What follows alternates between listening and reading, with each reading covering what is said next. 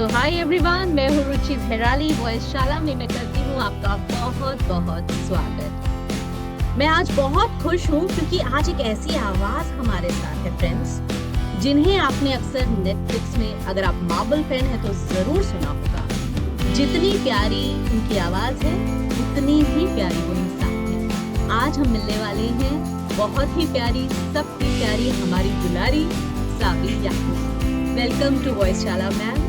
Thank you so much for giving us time. I'm so happy. आज बहुत अच्छा दिन है। आज आपसे बात भी हो रही है, मुलाकात भी हो रही है और बहुत कुछ जानेंगे। आपकी कहानी, आपकी जुबानी। How sweet. Thank you, Ruchi. Thank you so much. आज की चर्चा वॉइस शाला पे बहुत इम्पोर्टेंट रहेगी और बहुत एक्साइटेड हूँ मैं उसके लिए, आपके बारे में और जानने के लिए। So welcome to वॉइस शाला once again. Thank you so much for coming.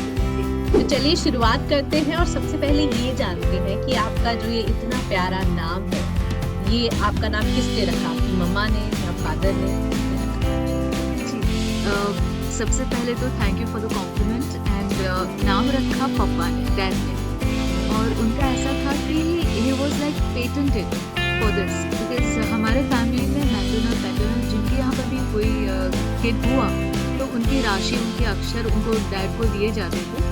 Because he was known for keeping unique names. वो रिसर्च करते थे और बहुत सारी चीज़ों को ध्यान में रखते हुए बच्चों का नाम रखते थे। तो अगर मैं अपनी बात करूँ तो उनको और मम्मा को एक बॉलीवुड का गाना बहुत पसंद था, वो सजना बरखा बहार। ओहो, such a beautiful. Yes, और उसमें एक अंतरा है, सांवरी सलोनी घटा जब जब छाए। तो बोले कि मुझे मेरी बच्ची का नाम सांवरी रखना है। तो उन्होंने देखा कि सांवरी सुननी यंग है, मतलब ये 80 साल की बुढ़िया भी होगी लेकिन अपने नाम से हमेशा यंग रहेगी। और आपकी पैदाइश कहाँ की है? मुंबई ओनली या फिर कहीं और? जी, मुंबई की, वेरी मच मुंबई, अच्छा। बट वैसे वो कट्टर गुजराती। सो ये बॉम्बे में रहकर जैसा अभी आप कह रहे हो कि अब आप एक्टर अगर बनना चाहें तो मतलब आप सोच रही हैं कि एक्टिंग की दुनिया में भी आपने कदम रखना है, तो ये जो जर्नी है वॉइस एक्टिंग की, ये क्या बचपन में तय कर लिया था कि नहीं मुझे वॉइस एक्टिंग करनी है? एब्सोल्युटली नहीं। अच्छा। बचपन में तो आपको एक, अगर छोटे से बहुत ही फनी किस्से से मैं शुरुआत करूं तो ये कैसे ट्रांजिशन होते हैं लाइफ में। जी। तो मेरी आवाज इतनी तीखी, इतनी तेज थी, तो गुजराती में मुझे उसका हिंदी, वो बर्ड का हिंदी नाम नहीं पता है, पर हम्म। In Gujarati we call it titodi. Hmm. And मतलब वो ऐसा होता है कि उसका गला दबा दो, इतना इतनी तीखी और तीखी तीखी इरिटेटिंग शार्प। आवाज होती है हम्म। उसकी। ओके। शार्प आवाज, यस दैट्स द वर्ड। तो मुझे ऐसा कहा था, तू बोलना बंद कर भाई, तू बोलना बंद कर, तेरी आवाज से ना सर फटता है। हम्म। तो पूरा बचपन वैसे वैसे गया। बट फिर कॉलेज हुई, कॉलेज में ड्रामा, मतलब मुझे पता नहीं मैं क्लास में कब बैठती थी, because always represented college at various cultural festivals and drama and वैसे हम्म। आर्ट फॉर्म को प्रमोट करने के लिए। एंड देन जब जॉब करनी शुरू की तो सेल्स एंड मार्केटिंग का ही मेरा बैकग्राउंड रहा है। शुरुआत हम्म। वहां से हुई। प्लेनेट एम एक म्यूजिक स्टोर हुआ करता था। फिर हम्म। कॉल सेंटर बहुत ही कहते हैं कि पीक पर थे उन उन अच्छा। बरसों में। हम्म। तो और अट्रैक्टिव सैलरी मिलती थी तो कॉल सेंटर में गए। वहां से एक्चुअली आवाज की शुरुआत हुई, क्योंकि we used to make calls to UK, USA, those countries, and we used to conduct research, market research and surveys. हम्म। तो वो ऐसा था कि कभी 15 मिनट के सर्वे, कभी 1 घंटे के सर्वे, लेकिन आपको एंड के क्वेश्चन तक आपको जो आपका रिस्पोंडेंट होता है उसे, उन्हें जकड़े पकड़े रखना होता है। एज रखना है। अगर उन्होंने, हाँ हम्म। एब्सोल्युटली, और उन्होंने अगर एंड के क्वेश्चन पर भी फोन छोड़ दिया तो thing is like gone for hmm. For waste. Hmm. तो ऐसा था कि आपकी आवाज इतनी एंगेजिंग होनी चाहिए कि वो एंड तक बने रहे आपके साथ। हम्म। वहां से शुरुआत हुई। फिर मीडिया सेल्स में जब मैं आई तो जब भी प्रेजेंटेशन के लिए जाते थे तो माय क्लाइंट यूज्ड टू से कि आप ना कल आप रेडियो जॉकी हैं क्या? मैंने कहा हम्म। ये नहीं नहीं, वो तो नहीं, मैंने रेडियो जॉकी नहीं हूँ, मैं तो सेल्स वाली हूँ मैं। I hmm. Come from Times of India और डीएनए न्यूज़पेपर। हम्म। तो बोले कि नहीं, लेकिन आप जब बोलती है ना तो लगता है कि कोई ऐसे, कोई एकदम मशहूर आरजे बोल रहा हो या कोई साधु संतनी बोल रही हो।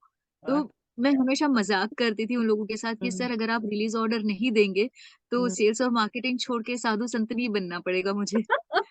आउट हाँ, मैंने कहा मेरा टारगेट है ये सारी बातें करूँगी आपके साथ, हुँ, अभी मुझे रिलीज़ ऑर्डर दे दीजिए। हुँ, बट जब वो रिपीटेड मुझे यूनिवर्स के थ्रू अलग-अलग लोगों से ये मैसेजेस आने लगे, तो पहले मज़ाक में बट मैंने कहा कि यार कुछ तो होगा।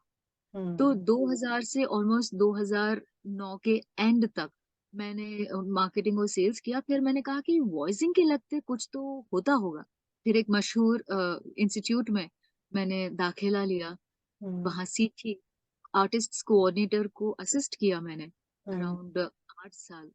उनके 8 साथ साल ओह! 8 साल, यस। सो मेरी पहली पहचान ये है कि बॉम्बे की धरती पर उन दिनों 2009-10 से लेकर 2017 तक जो हुँ, भी बॉम्बे आते थे, क्राउड डबिंग से शुरुआत करना चाहते थे, तो किसे कॉल करेंगे? भई हुँ, सांवरे को कर दो, वो वो पहला ब्रेक दे देती है। वाओ! एंड यस आज भी कहीं पर कोई अटकता है, "अरे! ये कोई रेफ़रेंस है क्या आपके पास? ये कोई रेफ़रेंस है क्या आपके पास?" Hmm, and I help it's because मैं ये मानती हूँ कि जितना हम लोगों की मदद करेंगे, उतना वो वहाँ ऊपर रजिस्टर होता है कि भई मैंने इनको भेजा था, वो तुम्हारा भी टेस्ट था कि भई मैं देख रहा था तुम हेल्प करोगी या नहीं, कर सकती थी और किया कि नहीं तुमने। हाउ तो वंडर हुँ, ये सारी ऊपर वहाँ दर्ज हो रही है ताकि मेरा ईश्वर ना करे कहीं पर कोई मेरा काम अटकता हो मेरी प्रगति में या हुँ। मेरी पर्सनल लाइफ में, प्रोफेशनल लाइफ में, तो उसे पार वो लगाएँ। मुझे कोई इंसानों के हाथ मुझे मुझे ऐसा ना करना पड़े कि भई प्लीज़ आप मेरी हेल्प करें। सो वंडरफुल कितनी अच्छी चीज़ है ये। ये सारी बातें हम लोग जानते बचपन से हैं, मगर एक्शन पार्ट सबका कहीं न कहीं वीक होता है। कहते हैं ना कथनी और करनी एक जैसी रहनी चाहिए। तो अगर आप एब्सोल्यूट वैसा कह भी रही हैं, उसको बिलीव भी करती हैं और वैसे एक्शंस भी हैं, तो बहुत अच्छी बात है। इससे अच्छी अचीवमेंट क्या होगी एक ह्यूमन बीइंग के लिए? मैं यही मैसेज कहना चाहूँगी जो मैं बहुत लेट समझी, आई वुड से मैं अब जाकर समझी। हुँ, मैं हमेशा लोगों को कहती हूँ कि आप थोड़ा-सा सेल्फ अवेयर रहें। कि hmm, what is happening within you, around you, that hmm, doesn't mean कि आप सबको शक की नज़रों से देखें या आप हुँ, सबको बस सीधा जज करने लग जाएँ। लेकिन हुँ, आपको जो रास्ते आप कहीं अटकते हो, हुँ, आपको जो सवालों के आपके जवाब ना मिलते हों, तो आपको ना वो अलग-अलग साइन्स में अलग-अलग लोगों से कहलवाएँगे, अलग-अलग प्रोबब्ली इंसिडेंसेस होंगे आपके साथ।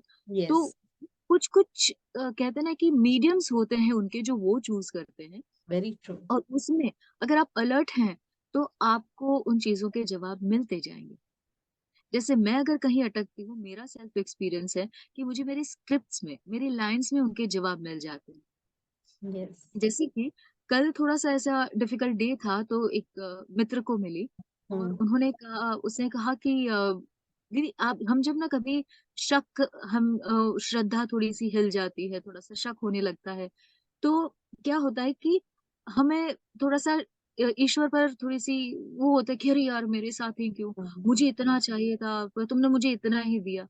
तो वो जो एक चीज़ होती है ना, हमें उसी से बाहर निकलना होता है कि हम क्वेश्चनिंग ये करते हैं। हुँ, कि हुँ, फॉर एग्ज़ाम्पल मैंने कहा कि अरे रुचि मुझे तो इतना चाहिए था, आपने मुझे इतना ही दिया। पर हुँ, रुचि इज़ जस्ट अ मीडियम, हुँ। देने वाले वो हैं। तो रुचि के पास से आपको फॉर एग्ज़ाम्पल 50% मिला, तो हैव पेशेंस। एक सुरुचि है, जो आपको दूसरा 50% देंगी and you will be like all 100%। Actually क्या होता है ना हमारे आसपास के लोग शायद फिर भी कभी-कभी थोड़ा फेक येस नो कर दें। लेकिन एक थर्ड पर्सन क्यों करेगा? जैसे आपने बोला जब मैं मार्केटिंग के लिए जाती थी तो जब आप बिल्स के लिए बात कर रहे हैं, आपकी जी, मतलब टू द पॉइंट बात होनी चाहिए but that person is saying कि नहीं सावरी तुम्हारी आवाज़ बहुत अच्छी है, तुम आरजे हो क्या? तो वो जो क्यूरियोसिटी है सामने वाले की जानने की, वो जानना चाहता है आपसे और आपने उस बात को उस समय शायद जाने दिया लेकिन कहीं अकेले में बैठकर सोचा कि क्या पता इसके पीछे क्या बात है। और एक चीज़ जो मैं सारे वॉइस एक्टर्स को मैं हुँ, थोड़ा-सा मेरे लाइफ लेसन के हुँ, नाम के ब्रैकेट में मैं देना चाहूँगी कि बी वेरी, वेरी आपकी रूह साफ रखिए। Be very very clean hearted इंसान है जेलसी होगी अरे वो सब कुछ होगा but at the end of वो सारी थॉट्स आएंगी they are natural we are humans hmm, वो आनी जरूरी भी है तो उस पर थोड़ा सा काबू पाकर जब आप शांत बैठे हो रूह साफ रखिए, क्योंकि मैंने इसके फायदे बहुत देखे। जैसे कि if I can go back to my sales and marketing era of um, DNA newspaper, तो मैं तो छुई मुँह से, मतलब कॉल सेंटर से लेकर निकल कर सीधी मीडिया सेल्स में आई थी। And all I knew is to speak straight from the heart. और हाँ, वो फिर इतना जेन्युइन होता है कि हुँ, सर ये और हमारे हमारे में कहा जाता था कि आप अपने आप को भी जब बेच रहे हो ना, तो हुँ, आप ऐसा मत कहो मुझ में ये सारी चीज़ें हैं इसलिए आपको मुझे खरीदना पड़ेगा। नो, नो, हुँ, नो, नो। सर आपकी ये रिक्वायरमेंट्स हैं जो मैं पूरी कर सकती हूँ और मेरे अलावा कोई नहीं कर सकता। इसलिए हुँ, आपके बेनिफिट में है कि आप मुझे खरीदें या आप मेरी सर्विसेज़ हायर करें। There right is approach. Always yes, एक एक अप्रोच होता है। आप शब्दों को आप कौन से और कैसे यूज़ करते हैं। हुँ, बिकॉज़ वही मारते हैं और वही ताड़ते हैं, शब्द। बिल्कुल, बिल्कुल, सारी ये और कहानी ये शब्दों की और एक ये वॉइस आर्टिस्ट से बेहतर कौन जानता है? आई स्टिल रिमेंबर कि one of the renowned newspapers उनके रिप्रेजेंटेटिव बोले कि आप हैं कौन? मैंने कहा हुँ, कि I am from so and so I am from DNA. बोले कि मेरे बजट से आप मेरा बजट काट के आपको दे दिया गया है, which I am not liking. Oh! ये क्या, मतलब आप ये मुझे अच्छा कह रहे हैं, ये बुरा कह रहे हैं? But yes, the client was so convinced. So he said कि I don't know DNA because वो just launch हुआ था, but he said कि I like the way she approached me with the concept and the way she presented the whole thing. तो ये जो पूरा एक अप्रोच होता है, the way you present yourself, the way you hmm, say things to the other person, वो हुँ। बहुत मायने रखता है। और वॉइस एक्टिंग करने के साथ-साथ ये कुछ अलग लेवल पर निखरा है। I must say that. तो सावरी ऐसा कई बारी होता है कि बहुत सारे लोगों की जर्नी ना कुछ-कुछ ऐसी ही है कि किसी एक प्रोफ़ेशन में हैं, आप जैसे मार्केटिंग में थे, कोई टीचिंग लाइन में है, कोई डॉक्टर है, कुछ कुछ भी हो सकता है। जी, और एक कइयों के मन में बचपन से इच्छा होती है जो पूरी नहीं हो सकी और जी। कइयों का होता है कि बाद में एहसास हुआ कि भई आवाज़ तो अच्छी है, सब लोग बहुत तारीफ़ करते हैं, मुझे कुछ करना चाहिए। तो एक राइट अप्रोच क्या है? मैं हमेशा जो अपने-अपने घर छोड़कर बॉम्बे जैसे महँगे शहर में हुँ, आते थे, मैं उन्हें कहती थी कि सबसे पहले अगर आप ये सोचते हैं कि सिर्फ़ डबिंग की कमाई पर आप बॉम्बे में एकदम खुशी-खुशी रह पाएँगे, तो वो आप पहले सोच लीजिएगा। क्योंकि आपको यहाँ पैर जमाने में कम से कम डेढ़ से 2 साल जाएँगे। यहाँ हुँ, के रेंट ये इतने-इतने होंगे, आपकी खुद की ज़िम्मेदारी, आपके घर की ज़िम्मेदारी मैं नहीं जानती। लेकिन एक ह्यूमन होने के नाते मैं कहूँगी कि आपको ये प्रोसेस से गुज़रना पड़ेगा। क्या आप उसके लिए मेंटली तैयार हैं? जैसे फर्स्ट स्टेप है कि आप सबसे पहले तो कान-सेन बनिए, मतलब कान को तैयार करिए। चाहे कोई भी प्रोफ़ेशन हो, आप संगीत में जाएँ, आप रिदम में जाएँ या कोई भी परफ़ॉर्मिंग आर्ट्स में भी जाएँ। तो आप जब तक आपके कान तैयार नहीं हैं, आप और चीज़ों में आगे प्रोसीड करेंगे, पर उसमें आपका जो बेस होता है, हुँ, वो उतना तैयार नहीं होगा जो आप ये प्रोसेस से गुज़र के कर पाएँगे। तो बिल्कुल। मेरी अगर जर्नी की बात करूँ मैं, हुँ, अगर वो इस सवाल का जवाब हो सकता है जी, कि बिल्कुल। जब when I assisted ma'am hmm, Parineeta Chatterjee नाम है उनका, hmm, hmm, very very renowned dubbing coordinator.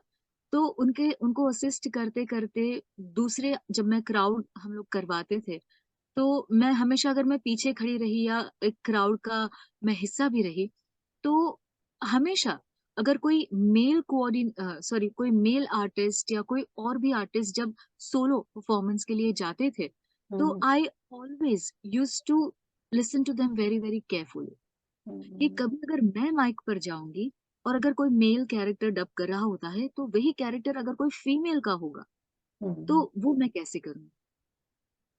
फिर होता है कि क्राउड डबिंग की अगर मैं बात करूँ, जो मैंने अभी मेंशन किया, हुँ, वो स्कूलिंग है यस। क्योंकि क्राउड में क्या होता है कि सबसे पहले तो एक पिकनिक जैसा होता है। आप अलग-अलग लोगों को मिलते हैं, 1 दिन की शिफ्ट होती है। सो आप हुँ, बहुत एन्जॉय करते-करते काम करते हैं। आपके पास स्क्रिप्ट नहीं होती, जो होता है इम्प्रॉम्प्टू होता है। तो आपकी आपकी प्रेज़ेंस ऑफ माइंड कितनी है? आप लाइन कितनी अच्छी क्रिएट कर पाते हैं? आप लाइन को कितनी क्रिएटिवली आप बोल सकते हैं। लाइक फॉर एग्ज़ाम्पल कोई कॉफ़ी शॉप हो गया, तो आई स्टिल रिमेंबर हमारे जो चीफ कोऑर्डिनेटर थे, वो और फिर मैंने वैसे टेक ओवर किया था। हुँ, कि भाई आप कॉफी शॉप है तो अरे आज कॉफी पिएंगे क्या, आज कैपुचिनो पिएंगे क्या, आज सैंडविच खाएंगे क्या। अरे उसके अलावा भी बहुत सारी बातें होती हैं जो आपको एक्सपीरियंस से पता चलता है कि क्राउड डबिंग करना भी एक बहुत बड़ा आर्ट। यस, इट वो इज़। अगर आपने उसमें माहिरियत आपने हासिल कर दी, क्योंकि वो आपको कैसे हेल्प करेगा, क्योंकि आपके पास स्क्रिप्ट नहीं होती है। आपको आपके डायरेक्टर्स जो आपको ब्रीफ देते हैं सीन के लिए, उसमें आपको थोड़ी सपोर्टिंग लाइन्स देते हैं, आप उस पर सारा सीन बिल्ट अप करते हैं। एज़ आई सेड कान से ना बन जाते हो, क्योंकि जब आप माइक पर नहीं हो, कोई और भी आर्टिस्ट माइक पर है, तो आप समझते हो कि भई अच्छा ये सीन था। अगर वो आर्टिस्ट की चलो आवाज़ नहीं गई है, तो आप मेंटली प्रिपेयर्ड हो कि शायद आपको बुलाया जाएगा। और वहाँ जाकर हमारे उस्ताद ये कहते थे कि वहाँ जाकर आप पूछोगे, "अच्छा सर क्या बोलना है? अच्छा हुँ, क्या सीन है? अरे तो तुम पीछे क्या मतलब टाइम पास कर रहे थे?" जब दूसरे आर्टिस्ट टेक दे रहे होते हैं, B very, very attentive. So even directors love this kind of attentiveness कि भाई ये हुँ, जो जो भी क्राउड आर्टिस्ट भी है बहुत ही कहते हैं ना कि सीरियस है अपने काम के लिए। हुँ, तो आप इसमें अगर कभी अगर आगे जाकर जो एक दूसरा आपका पड़ाव होता है कि आप वन लाइनर्स आप करने लगते हैं, जो क्राउड से ही आपका एक दूसरा स्टेप है, फिर आप छोटे आप कैरेक्टर्स करते हैं, फिर you move on to um, main line um. Characters and leads and so on. Involvement बहुत ज़रूरी है, इन्वॉल्वमेंट हो, अटेंशन एग्जैक्टली पूरा होना चाहिए, तभी तो आप कनेक्ट हो पाओगे अपने किरदार के सही साथ और उस क्राउड के साथ। हुँ, राइट। एंड आप यकीन मानोगे कि मैंने जो इतने साल एक्टिवली या पीछे खड़े रहकर जो क्राउड से मैंने सीखा है, हुँ, वो ऐसा था कि एक बार एक स्टूडियो जो मेरा सेकंड होम ही है, बोले कि मैम बहुत अटके हैं, ये पूरा आपको ना थोड़ा-सा क्राउड भर देंगी। तो यकीन मानो माँ सरस्वती की कसम, मैंने कहा कि भई मैं अकेली करूँगी पापा तुम वो वापस पूरे उसमें बुलाओगे? तो वो थोड़ा because I had already started doing Leeds and hmm, all मैंने कहा चलो तुम्हारे लिए है तो मैं कर देती हूँ। एक लाइन, एक सीन में नो रिपीट और हुँ, ऐसा था कि इट्स बिकॉज़ मुझे पता था कि मुझे कौन से सीन में क्या बोलना है। एक बार सीन देख लिया, लाइन मन में डिसाइड कर ली, क्या बोलना है, एक बार रिहर्स कर लिया, टेक। हुँ, एंड इसमें जो आपने अटेंटिवनेस की बात की, वो यहाँ काम आती है। कि भई आप आपका जो भी कोई वॉइस एक्टर है, वो भी उतना ही अटेंटिव होना चाहिए। नहीं तो हुँ। फिर वो रीटेक्स पे रीटेक्स जाते हैं, वो फिर ना इट्स काइंड ऑफ लिटिल हाँ, डिमोरलाइजिंग, टाइम भी बहुत लग जाता है टाइम किसी चला चीज़ जाता है। हुँ, सो ये बहुत इम्पोर्टेंट हिस्सा है एक हुँ, कहते हैं ना कि एक न्यू बी से लेकर लीड्स तक पहुँचने का। हुँ, हुँ, आप जब भी ये होता है कि आप अपने सबसे पहले कान के साथ-साथ गले को समझिए। हुँ, आपके हाइज़, मिड्स, लोज़ समझिए। आपको अगर वो पता है कि कितना थ्रो देना है, कितना कैसे वो इमोशंस देने हैं, तो hmm, all these teachings will help you a lot in doing main line characters. Right. भाषा होती है, आपको भाषा पर काम करना पड़ेगा। क्योंकि एक होता है कि हाँ, मैं हिंदी जानता हूँ और बरसों पहले की बात है कि यूजुअली जब मुझे कॉल्स आते थे कि मैम हम बॉम्बे आए हैं, हमें डब करना है। तो I used to ask them कि आप कौन-कौन सी भाषाएँ बोलते हैं?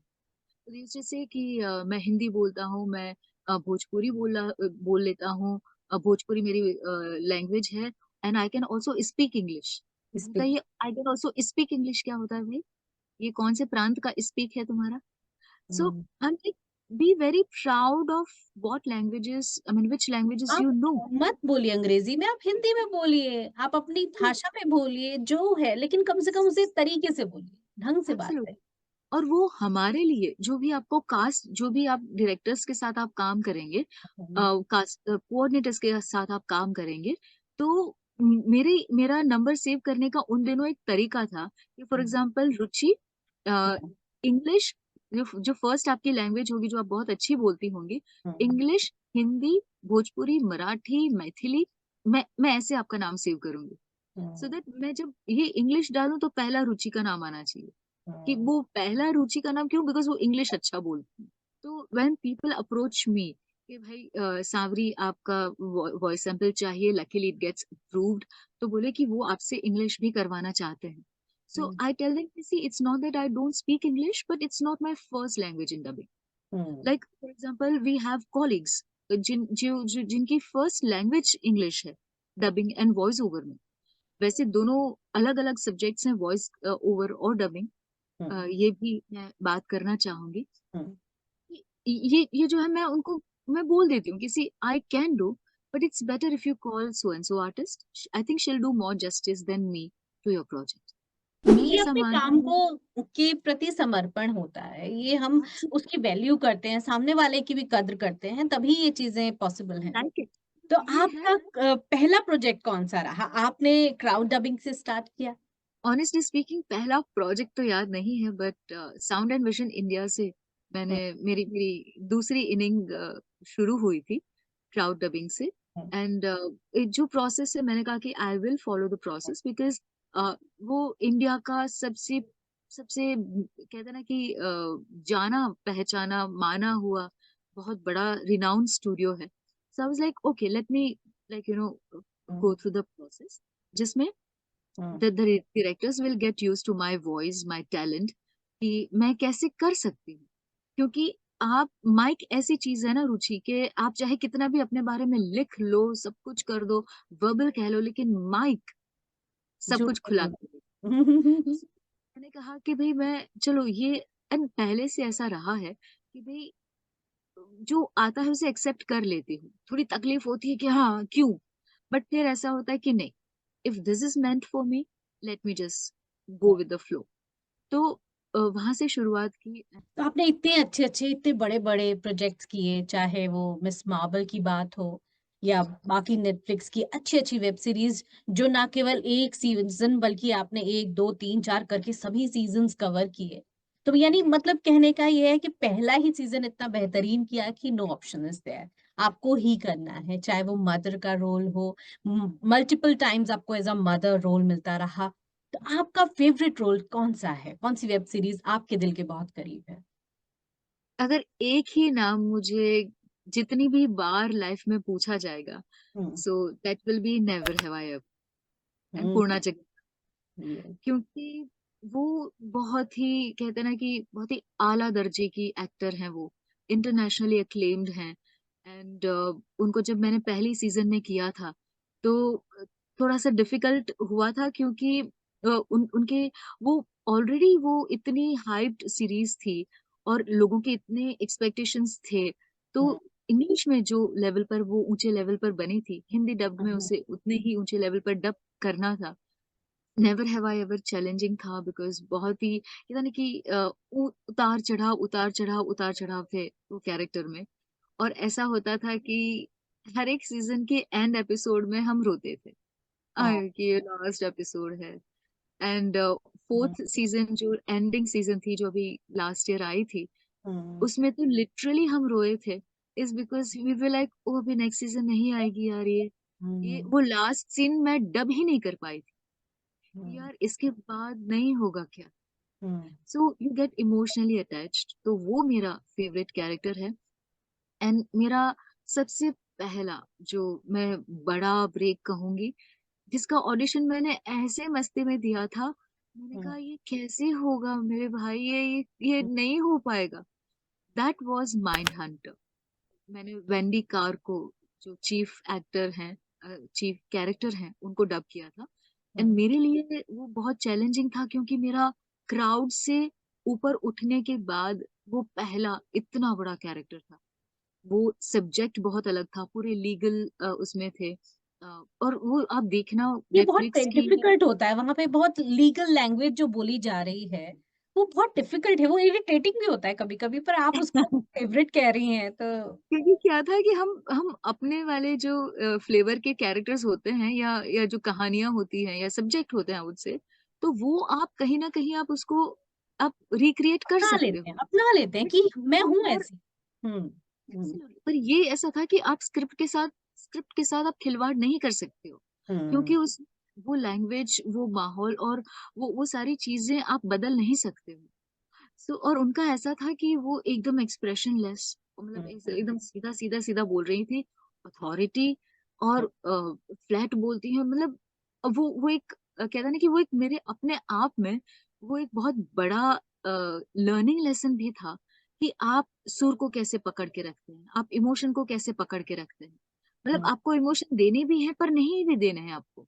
हुँ, उसके दिमाग में कुछ और चल रहा है, उसका मुँह कुछ और बोल रहा है। तो ये जो बारीकियाँ मैंने सीखी हुँ, ऑब्वियसली हुँ, स्टूडियो का जो हमारे डबिंग डायरेक्टर्स थे जो हमारे देवाशीष सर बहुत-बहुत सपोर्टिव क्योंकि वो जानते थे हुँ, एंड अच्छा और डिफिकल्ट इसलिए भी था क्योंकि मैं नई थी और मेरे साथ वो that was mainly male dominated series. तो हुँ, इंडस्ट्री के सारे दिग्गज मेल आर्टिस्ट्स मेरे साथ थे। हुँ। आई एम लाइक ओह बाबा! ये इन लोगों के साथ मुझे डब करना है तो I had to be very, very alert कि उन लोगों के बार्स जो उन्होंने सेट किए हैं मुझे उस पर खरा उतरना था। कड़ी मेहनत और फिर से वही नियत।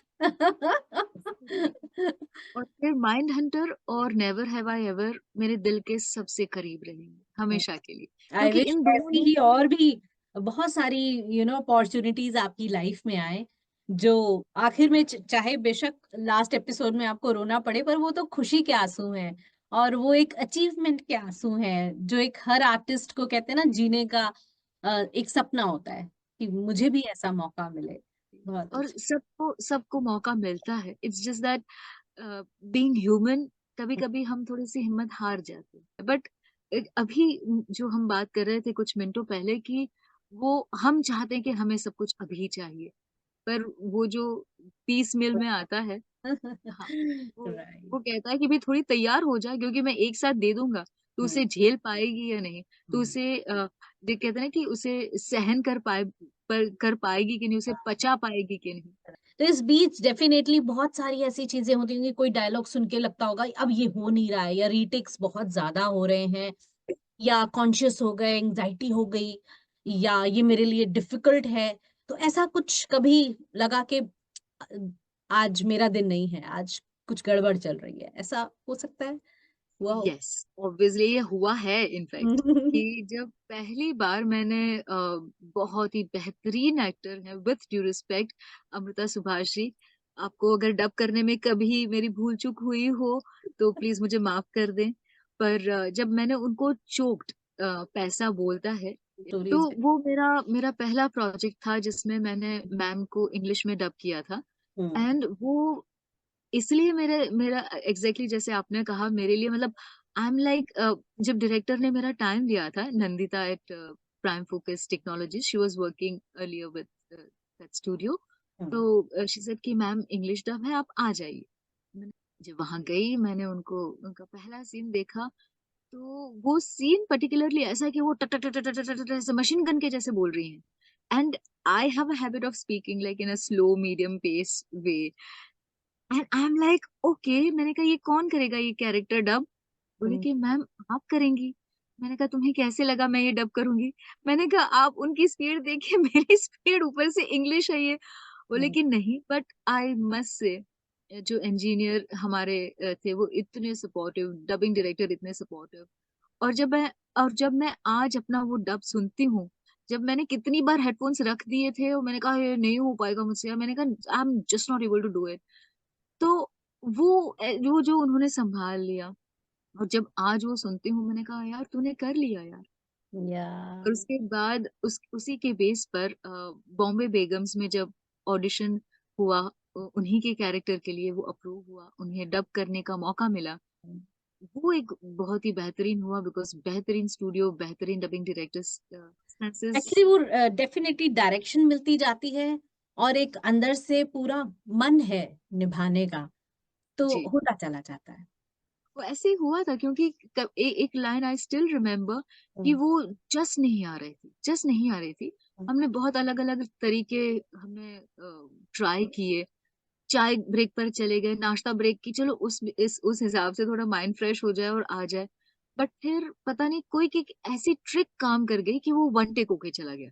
वाह! कि जो हुँ, 8, 10, 15 टेक में नहीं बात बन रही थी, वो हुँ। एक सिंपल सी ट्रिक हमने आज़माई और वो ट्रिक मुझे ओके हो लगता है गई। कि ये छोटा-सा जो ब्रेक होता है ना, कभी-कभी बड़े काम का होता है, थोड़ा रिफ्रेशिंग, थोड़ा एक रिलैक्स ह्यूमन बॉडी है, माइंड थक जाता है और उस कैरेक्टर में रह-रह के वैसे आप सोचने भी वैसा ही लगते हो, काफ़ी हाँ, घंटों तक आप बाहर नहीं आ पाते हो एंड देन अगर उसी कहते हैं ना ज़ोन में रहकर कुछ परफ़ॉर्म करना हो तो कभी-कभी तुरंत भी हो जाती हैं चीज़ें और बहुत अच्छे से हो जाती हैं। तो आपका इतना अच्छा जर्नी मज़ा आ रहा है सुनकर। ऐसा कोई धन्यवाद। डायलॉग जो अभी भी याद हो और ऐसा कुछ कुछ चंद लाइनें जो बहुत प्यारी लगती हों, कुछ हमें आप परफ़ॉर्म करके बता सकते हैं? ये मुझे कहा होता तो मैं प्रैक्टिस करके आती। एनीथिंग, एनीथिंग आपको प्रैक्टिस की ज़रूरत नहीं है, anything. Never have I ever का जो एक इमोशनल सीन है, तुम्हें लगेगा कि मैं तुम्हारे साथ नहीं हूँ, लेकिन जब भी आँखें बंद करोगी, हमेशा मुझे अपने साथ पाओ। I have been fortunate to dub as a mom to all the young kids of the dubbing industry. Right. मुझसे ज़्यादा बेहतरीन आर्टिस्ट्स भी हैं, पर मैं जब अपना अपना ही सेल्फ एग्ज़ामिनेशन करती हूँ, तो हुँ, वैसे एक भी यंग बच्चा नहीं है जिसकी मॉम मैं नहीं हूँ। ऑब्वियसली एक एक कोई भी माँ की जो एक हुँ, इनहेरिटेड क्वालिटीज़ होती हैं, प्यार हो गया या मैं उसे ज़्यादा शब्द में नहीं जानती, मैं हुँ। उसको डिस्क्राइब नहीं कर पा रही हूँ, बट वो जो क्वालिटी आप अंदर रखते हो ना, वो आपकी आवाज़ में, वो आपके गले में, वो आपकी लाइन्स में, वो सुनाई देती है। बिल्कुल, बिल्कुल, ये वॉइस आर्टिस्ट का अच्छा होना इसीलिए बहुत ज़्यादा ज़रूरी है। एक राइट। अच्छा पर्सन ही एक अच्छा वॉइस आर्टिस्ट बन सकता है और मुझे लगता है वो रोल्स पे भी डेफ़िनेटली जाता है, specially for the voice artist. जैसे अगर आप माँ का किरदार बहुत बेहतरीन तरीके से निभाते हो, तो कहीं न कहीं वो ममता, वो प्यार, वो दुलार, वो काइंडनेस, वो कहते हैं ना हर चीज़ केयर करना, वो सारी चीज़ों का छोटा-छोटा, किसी छोटा-छोटा की नेचर हाँ, वो नेचर में कहीं न कहीं होगा, वो आवाज़ में होगा, तभी वो माँ बनना is not a easy task. And now you spoke like my माँ। शी इज़ लाइक जब वो थी, उनके उनके लास्ट ब्रेथ तक शी इज़ लाइक माँ बनना, माँ बनવું ને આસાન કામ નથી બેટા. માં બનીશ ને ત્યારે ખબર પડશે. I am Yeah. Like okay, let's talk about something else. But ये शायद सभी माँओं का स्टैंडर्ड डायलॉग है कि जब माँ बनोगी ना तब पता तब चलेगा, पता माँ चलेगा। बनना आसान नहीं होता। जो कहा जाता है कि भई एक माँ होता है ना कि एक डायलॉग बोलते हैं और एक होता है कि वो जो दिल से मतलब हुँ, माएँ गालियाँ भी देंगी, आपको मारेंगी फिर भी लगता है कि नहीं, ठीक है। वही चीज़ कोई और करेगा तो दिमाग सटक जाता है। यस। सो पंजाबी में ये शायद बोलते हैं कि माएँ जो होती है ना, उनकी गालियों में भी दुआएँ होती हैं। अगर उसने आशा गाली भी दे दी है ना, तो माँ हाँ, की हाँ, वो भी लग जाएगी, वो दुआ की तरह ही लगेगी, वो गाली नहीं लगेगी। मतलब एब्सोल्यूट क्योंकि वो उसमें इंटेंशन नहीं है। एक थोड़ा-सा वो बैड वर्ड है बट वो माँ है तो वो चला लेते थे। Because my maa always used to call me halkat okay. And that was her favourite word. Hmm. मैंने पर आज आज वही चीज़ कोई और बोलता है तो मतलब हाउ डेयर यू! पर वो जो गाली होती है ना वो मुझे लगा कि वो मेरा ओरिजिनल नाम हलकट सांवरी हो गया था। ओह! नहीं प्यारी भी अच्छा है। प्यारी सावरी। वो माँ थी तो ऐसा था और वो अभी मैं किसी से कह रही थी, मैंने कहा कि जो भी टेंट्रम्स, जो भी नाटक, नखरे जो भी थे ना, वो सारा वो समेट के अपने साथ ले गई। पर वो जो अपब्रिंगिंग उन्होंने यहाँ तक की, उसे हमें और बरसों तक ऊपर लेकर जाना। तो तो ये माँ ये की सिखाई हुई शिक्षाएँ हैं और ये इतनी अच्छे संस्कार हैं जो सारी उम्र ताउम्र अपने साथ रहते हैं, चाहे पेरेंट्स एक समय आता है जब हमें छोड़कर चले जाते हैं, लेकिन उनकी बातें, उनकी यादें कितनी भी की जाएँ, कम है।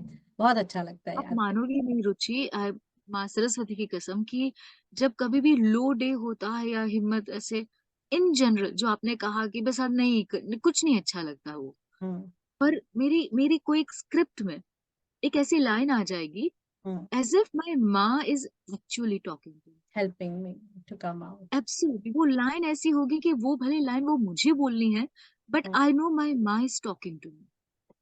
हुँ, मतलब मैं तो आपको एक बहुत ही बेहतरीन एग्ज़ाम्पल दूँगी। जी, कोरोना चालू था, आई लॉस्ट माय माँ on April 24, 2021। Sound and vision का ही मेरा एक डब था। कंटिन्यूटी का कैरेक्टर था, तो दे न्यू के आई लॉस्ट माय माँ, तो कुछ दिनों के लिए वो थोड़ा hold she was not well इसलिए होल्ड पे था। हुँ, बट फिर मम्मा को भी ऐसा था बिकॉज़ शी न्यू ये मेरा काम अपना जो वॉइस एक्टर्स का काम है, वो कितना इम्पोर्टेंट होता है। लाइक डॉक्टर, सैनिक और हम लोग। हमें या कभी भी कॉल आ सकते हैं इमरजेंसी के, हमें कभी भी जाना पड़ता है। So you have to be ready for it. Then पता नहीं उन्होंने क्यों कहा था, उन्हें पता था वो दिन वेडनेसडे था। हुँ, उन्होंने कहा मुझे चाहे कुछ भी हो जाए, तुम अपना डब कैंसल नहीं करोगी। मैंने कहा माँ कैसी बात कर रही हो ये है वो। मैंने कहा ऐसे फालतू बात मत करो तुम। वो गुजरी, उसके हम्म, 2 दिन बाद, वो मंडे को गुजरी, डे आफ्टर वाज वेडनेसडे। मैं गई वहां पर, और मेरी पहली ही लाइन, लाइक, मैं बिल्कुल डब ही नहीं कर पा रही, बिकॉज वो माँ थी यार। हम्म, और पहली ही लाइन एज अ मदर वो ये थी कि तुम्हें चाहे कोई कुछ भी पूछे कि तुमने काम शुरू क्यों किया, तुम कहना मुझे मेरी माँ ने कहा है, और मैं अपनी माँ का कहा कभी नहीं टालती। ठीक। आई एम लाइक, मैं ठंडी पड़ गई थी हम्म, स्टूडियो में, कि तुम्हें चाहे कोई कुछ भी पूछे, तुम कहना मुझे मेरी माँ ने कहा है, और मेरी माँ का कहा मैं कभी नहीं टालती। तुम्हारे पीछे मैं खड़ी हूँ, तुम आगे बढ़ती रहो। ये हाउ ये वंडरफुल। जो समझता है ना, ये ये ये एनर्जी। एक्सपीरियंस ही अलग है, ये डिवाइन है, ये हाँ, नेचुरल है, और ये यूनिवर्स ना सपोर्ट कर रहा है, पूरा हेल्प कर रहा है। She is with you actually, हाँ, है ना? तो वो तभी आप वो महसूस कर पा रहे हो, वो तो आज भी आपके साथ है, वो कहाँ गई है? वो जब वो जाग जाती है ना, तो अपने आप को मैं, सांवरी, अपने आप को पीछे खींच लेती कि नो नो, हरिप्रिया होती तो वो ये नहीं करती।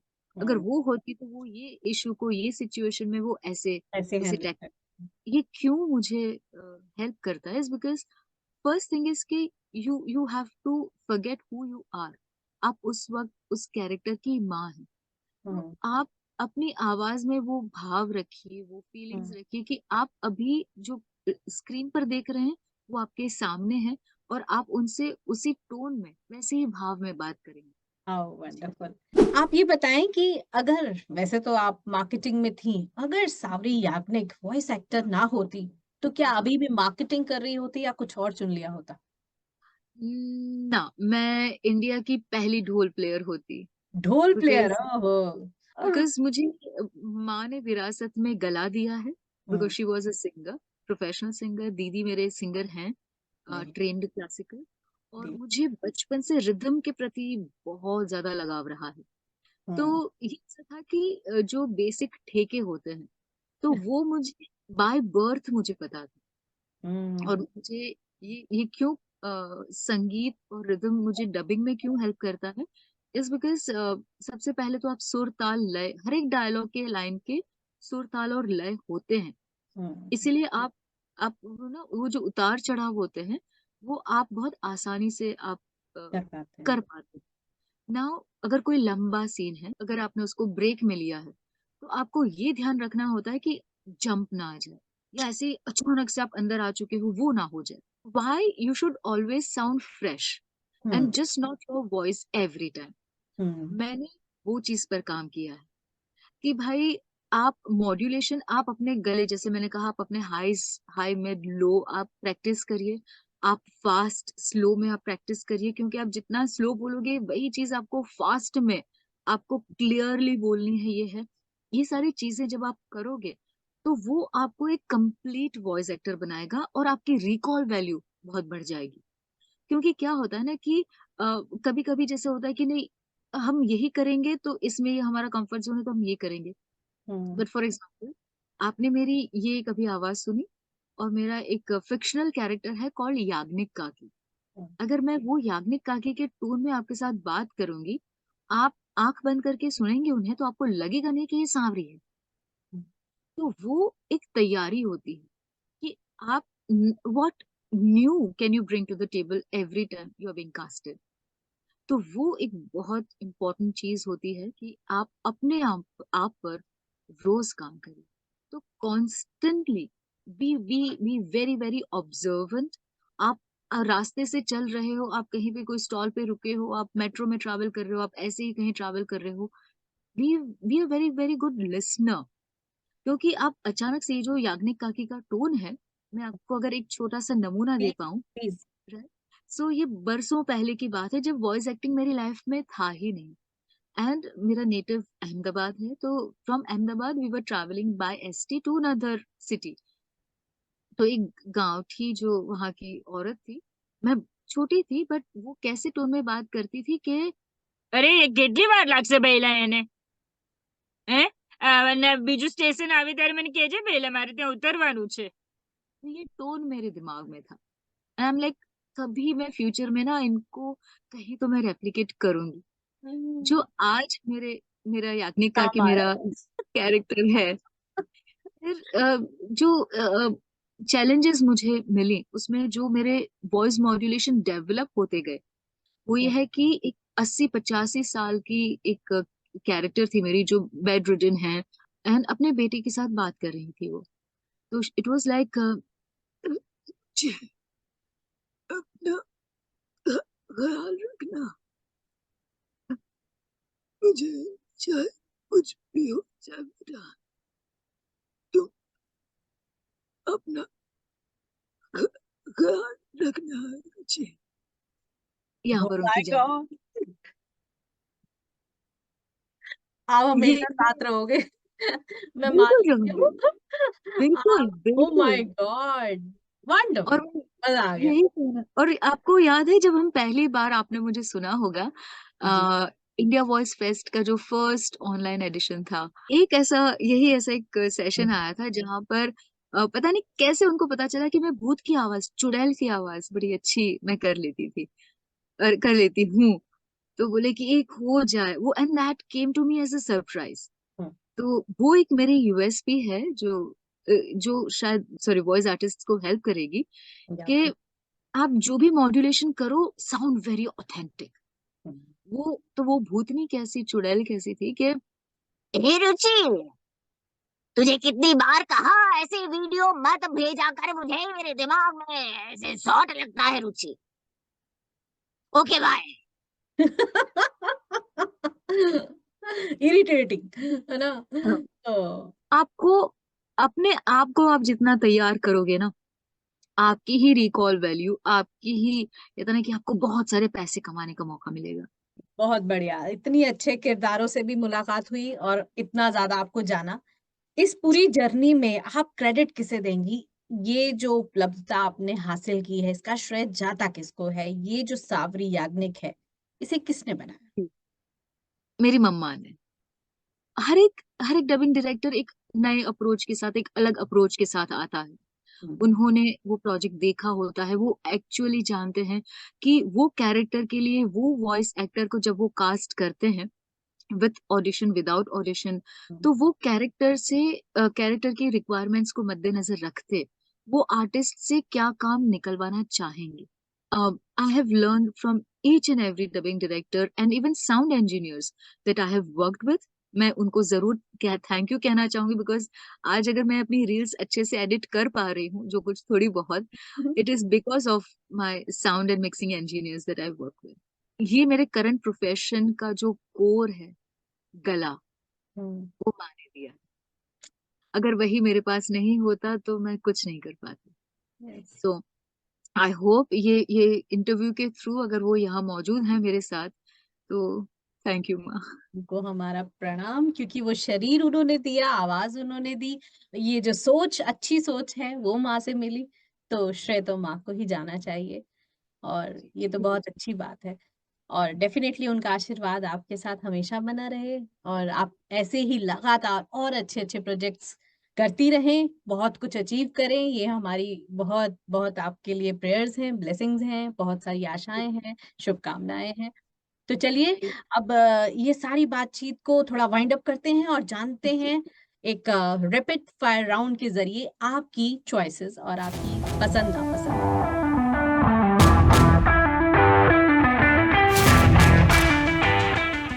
योर फेवरेट वॉइस आर्टिस्ट, मानी नहीं दिया। Your favourite project, never have I ever. Your favourite movie, तारे जमीन पर। Okay, favourite language, favourite language कट्टर गुजराती। गुजराती माँ, ठीक है। हाँ।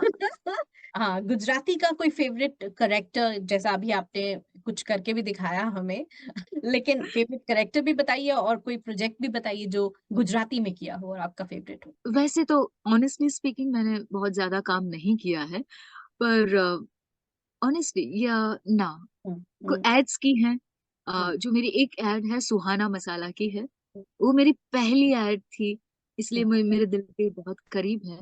हुँ, बट उसके अलावा हुँ, ज्यादा काम नहीं किया है मैंने। हुँ। हिंदी कमर्शियल्स किए आपने?